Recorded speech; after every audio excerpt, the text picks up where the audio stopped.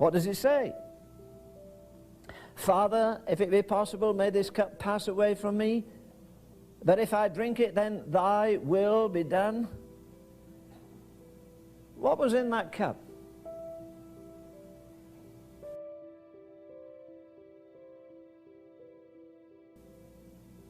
I've told a story before, I'll tell you again.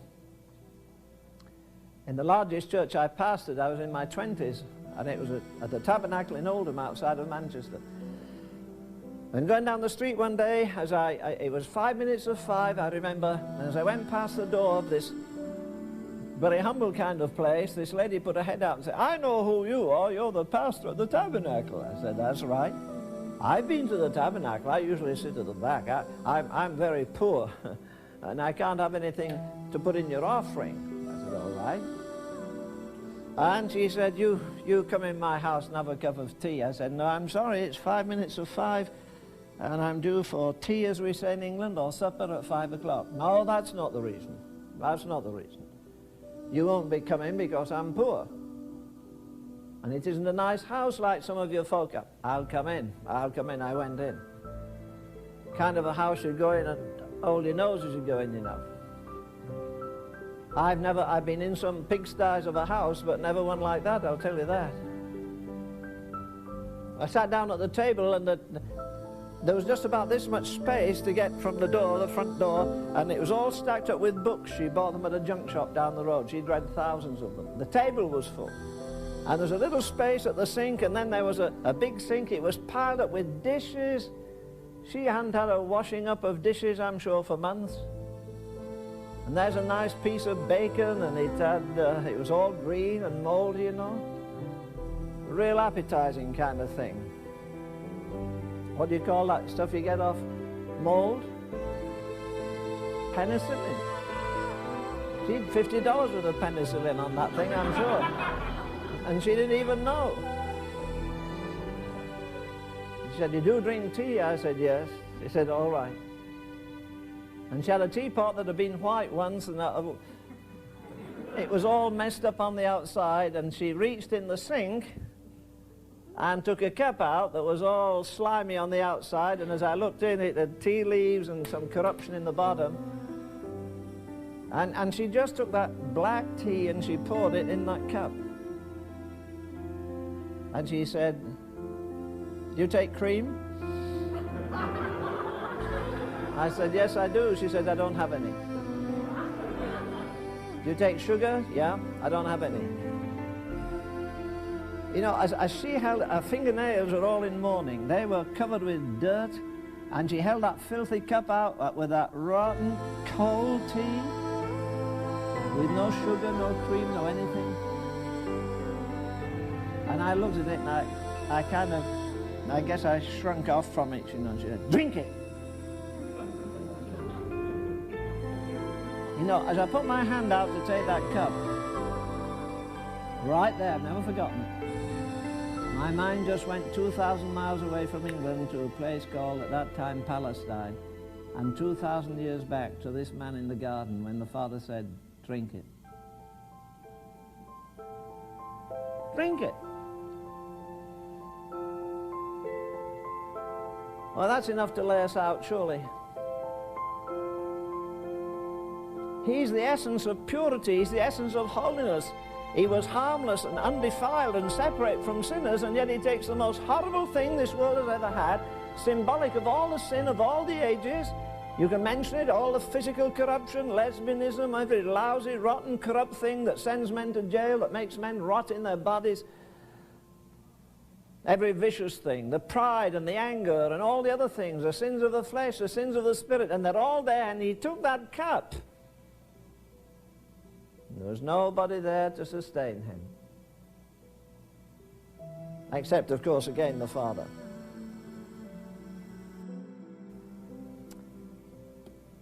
And the men that he trained were all lying around snoring.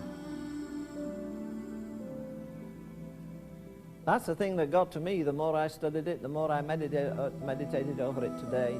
Don't blame them. For heaven's sake, don't criticize those disciples. They never had a volume of 66 books on the lap. They were still doubtful in their minds. I'm sure that he would rise from the dead.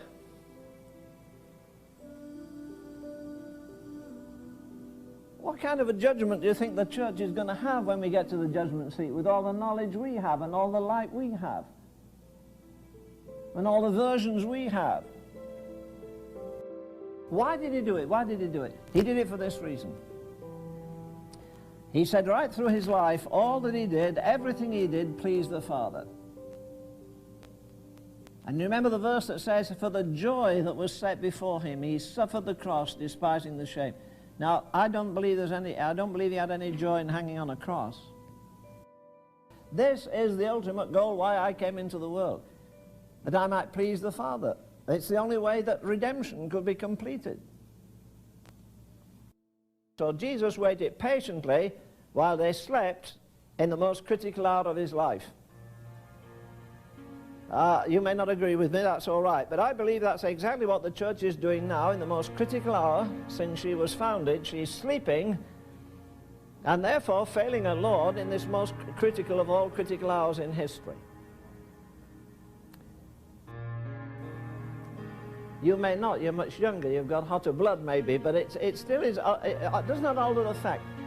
I guarantee you could count on one hand or maybe one finger the last time you came out of the sanctuary where you were subdued with the glory of God. You were awed with his majesty. It's critical really that millions of people this Sabbath day will go to God's house, but they don't know the person that owns the house. Would you go knock at somebody's door, a house you didn't know, you knock at the door and the fellow says, what do you want? I don't really know. Who are you? Well, I live in this house. And yet people are content to go Sunday after Sunday and never meet the owner of the house. Just atmosphere, just emotion. I think we get fascinated with events rather than the Son of God himself. If you're more excited about the coming of Jesus than you are about the presence of Jesus, you better do some thinking. It's his presence that matters. You know, I tried to filter through this afternoon and say to myself, if I had just a 10-minute speech out of the Word of God, what would it be? Well, my choice would be this. I'm not sure I could bear it, but at least I'd ask for it. And I would ask to hear the prayer of Jesus in the Garden of Gethsemane. I think it's the most wonderful thing that human lips ever uttered. You know, these brave, we've all done it. All to Jesus I surrender. We've sung it over and over, and then during the week when it's a choice between this and that, we choose that, not him. Prayer meeting, well, not tonight, it's wet. Some other choice. How easy it is to be apparently sincere and yet really hardly knowing our own hearts, because it's emotion that stirs us to say, yes, Lord, look, all this bunch, you can't trust Thomas, you know, he's got a streak of doubt in him, and John's a bit weak, but me, Peter, I can meet them all. So if you get into a jam, you know this, that Peter is behind you all the way. Well, he wasn't, was he? Now, this is a non-repeated, it's an unrepeated act, like everything Jesus did. The virgin birth has never been repeated. Gethsemane has never been repeated, and it is unrepeatable. It never will happen again. It doesn't have to happen.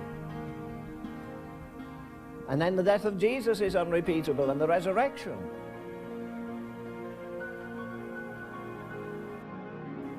And they're sleeping. Dear Lord, as I read this again and I thought how he waited for them, he could hear them maybe snoring and turning over and thinking, yes, another hour, maybe another hour, the daylight will come.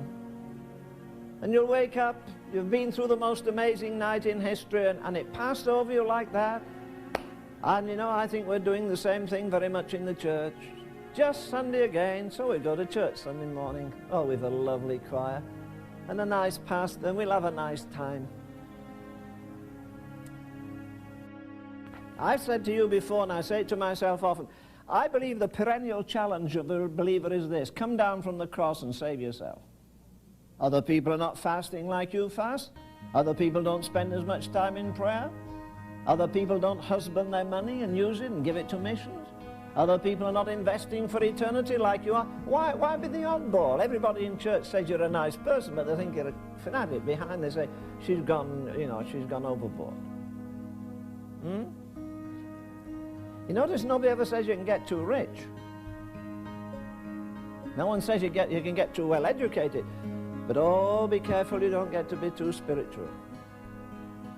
See, the main trouble if you get too spiritual is you'll show how unspiritual they are. And that's what they're afraid of. They're not afraid of your spirituality so much as the fact that they're a kind of a withered branch that hasn't got any fruit.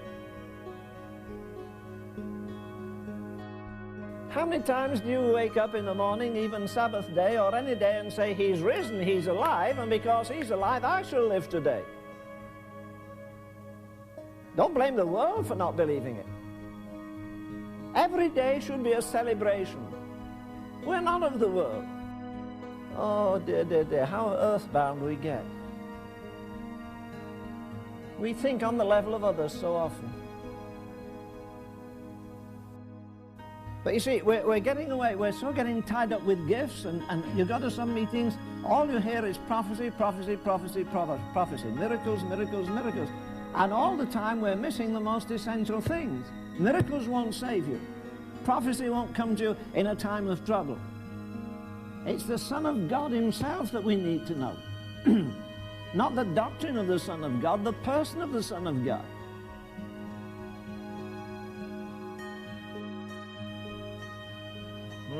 If you sing all to Jesus, I surrender, maybe He'll come back and see you do surrender it too. You may have to surrender some friendship, you may have to surrender a career. It may be He'll wreck all the things that for years you've thought about as being the very thing God wants you to do, and you suddenly find it isn't. It's something you wanted to do for God, not something that God wanted to do for Him.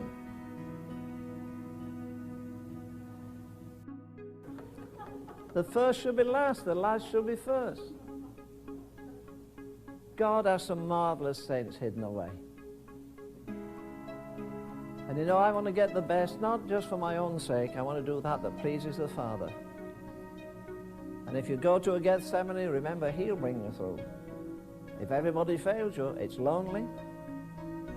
Loneliness is bad enough, but when it's pitch dark, it's worse. And when you're deserted by the best folk, that complicates it a little bit further. And when you think people are spiritual and you suddenly find in a crisis hour that worse than anybody else, that's good. That's according to the book. Don't worry about it.